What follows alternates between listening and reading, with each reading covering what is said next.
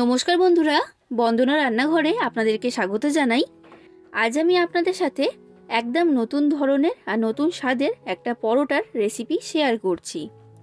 বন্ধুরা, পরোটা তো নানা রকমভাবে আপনারা বাড়িতে বানিয়ে খেয়েছেন, তাই একবার অন্তত এই নতুন ধরনের পরোটাটা বানিয়ে খেয়ে দেখুন। এতটাই টেস্টি খেতে হয় এই পরোটাগুলো যে একবার বানিয়ে খেলে অন্য সব পরোটা খাওয়া ভুলে যাবেন। এই পরোটাটা তৈরি করা খুবই সহজ আর খুবই কম সময়ের মধ্যে এটা তৈরি করা হয়ে যায়। আর এতটাই নরম তুলতুলে তৈরি হয় যে এটা বাড়ির ছোট থেকে বড় প্রত্যেকেই খেতে খুবই পছন্দ করবে আর একবার তৈরি করার পর বারবার রিকোয়েস্ট করবে এই রকম নরম তুলতুলে পরোটাটা আরেকবার তৈরি করার জন্য। তাই আর দেরি না করে আজকের রেসিপিটা শুরু করা যাক। আর আপনারা যদি আমার চ্যানেলে নতুন এসে থাকেন তাহলে চ্যানেলটা সাবস্ক্রাইব করার জন্য অনুরোধ রইল। এই রেসিপিটা তৈরি করার জন্য আমি এইখানে নিয়েছি 2 কাপ ময়দা। ময়দাটার ওজনের মাপ হচ্ছে 400 গ্রাম।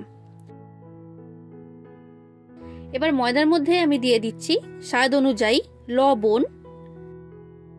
এরপর আমি এর মধ্যে দিয়ে দিলাম 2 চামচ সাদা তেল।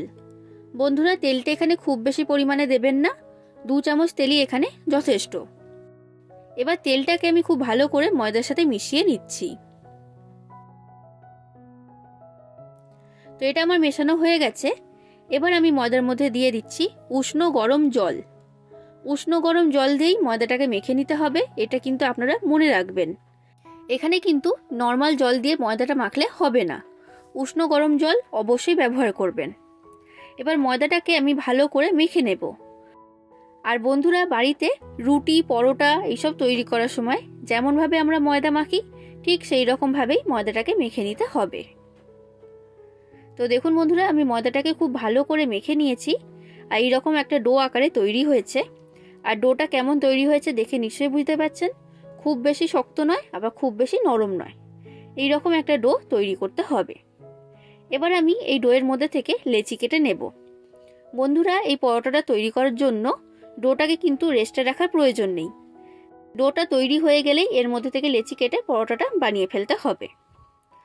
দেখুন বন্ধুরা, এবার এই ডোয়ের মধ্যে থেকে আমি লেচি কেটে নেব। তো আমি এখানে মোট 8 পিস লেচি তৈরি করছি। আমি আপনাদেরকে এখানে একটা কথা বলে রাখছি বন্ধুরা, এখানে লেচিগুলোকে একটু বড় সাইজের করেই তৈরি করতে হবে, খুব বেশি ছোট করলে কিন্তু হবে না। তো আমি এখানে মোট 8টা লেচি তৈরি করেছি। এবার এর মধ্যে থেকে একটা লেচি আমি নিয়ে নিলাম আর বাদবাকিগুলোকে এখন আমি ঢাকা দিয়ে রেখে দিচ্ছি।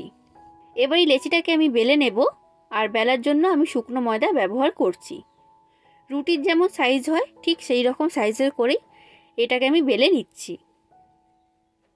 তো দেখুন বন্ধুরা, আমি এটাকে বেলে নিয়েছি আর রুটি যেমন সাইজের হয় ঠিক সেই রকম সাইজের করেই বেলেছি আর একটু মোটা রেখে বেলেছি। এবার আমি এর মধ্যে লাগিয়ে দিচ্ছি সাদা তেল। তেলটাকে খুব ভালো করে চারিদিকে লাগিয়ে দিতে হবে যেন কোনো দিকে ফাঁকা না থাকে। তেলটা আমি ভালো করে লাগিয়ে দিয়েছি। এবার আমি উপর থেকে ছড়িয়ে দিচ্ছি অল্প পরিমাণে শুকনো ময়দা, খুব বেশি দেবেন না, অল্প করে দিতে হবে। এবার আমি এর মধ্যে দিয়ে দিচ্ছি চিনি। বন্ধুরা, আপনারা যতটা মিষ্টি খেতে পছন্দ করবেন সেই অনুযায়ী চিনিটা এখানে দিয়ে দেবেন। তো আমি চিনিটা এর মধ্যে ছড়িয়ে দিয়েছি। এবার আমি এর মধ্যে দিয়ে দিচ্ছি গুঁড়ো দুধ বা পাউডার মিল্ক। গুঁড়ো দুধ দিলে এই পরোটার টেস্ট খুবই ভালো হয়, তো সেই কারণে গুঁড়ো দুধটা এখানে অবশ্যই ব্যবহার করবেন। আমি এইখানে ছোট চামচের 1 চামচের মতো গুঁড়ো দুধ দিয়েছি। এবার দেখুন বন্ধুরা, এটাকে আমি মুড়ে ভাঁজ করে নিচ্ছি। আমি এইখানে 4 কোনা পরোটা তৈরি করব, তো সেই কারণে আমি চৌকো করে এটাকে মুড়ে নিয়েছি।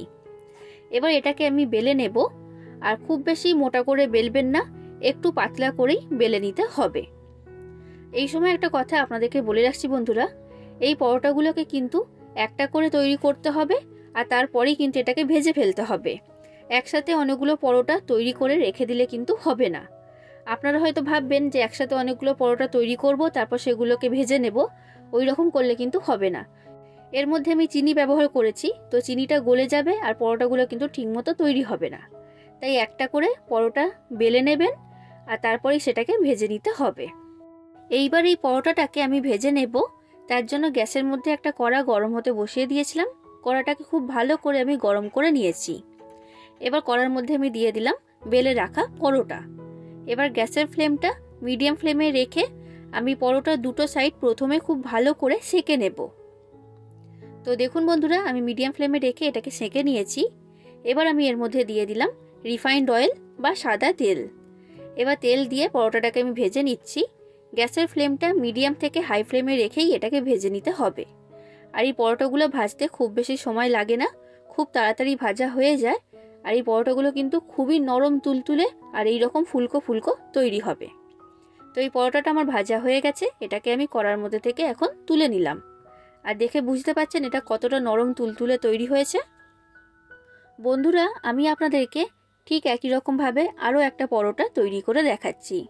বন্ধুরা, এই পরোটাগুলো তৈরি করা খুবই সহজ আর খেতে হয় খুবই টেস্টি। এই পরোটাগুলো কিন্তু শুধুই খাওয়া হয়ে যায়, এর সাথে কিন্তু অন্য কোনো রকম তরকারির প্রয়োজন পড়ে না। আর এগুলো কিন্তু তৈরি করতে খুব বেশি সময়ও লাগে না। তাই বন্ধুরা, রেসিপিটা যদি আপনাদের ভালো লাগে তাহলে অবশ্যই একটা লাইক করে দেবেন, যতটা সম্ভব ততটা শেয়ার করে দেবেন, আর কমেন্ট করে জানাবেন রেসিপিটা কেমন লেগেছে। আর আমার চ্যানেলটা যদি এখনও পর্যন্ত সাবস্ক্রাইব না করে থাকেন তাহলে চ্যানেলটাকে অবশ্যই সাবস্ক্রাইব করে দেবেন। তো ঠিক একই রকমভাবে এই পরোটাটাকেও আমি ভেজে নিচ্ছি। তো দেখুন বন্ধুরা, ঠিক একই রকমভাবে এই পরোটাটাকেও আমি ভেজে নিচ্ছি। আর পরোটাগুলো ভাজার সময় একটা জিনিস মনে রাখবেন যে গ্যাসের ফ্লেমটা কিন্তু মিডিয়াম থেকে হাই ফ্লেমে রেখেই পরোটাগুলোকে ভাজতে হবে। দেখুন বন্ধুরা, এই পরোটাটা কতটা সুন্দর তৈরি হয়েছে, খুবই নরম তুলতুলে আর খুবই ফুলকো ফুলকো তৈরি হয়েছে।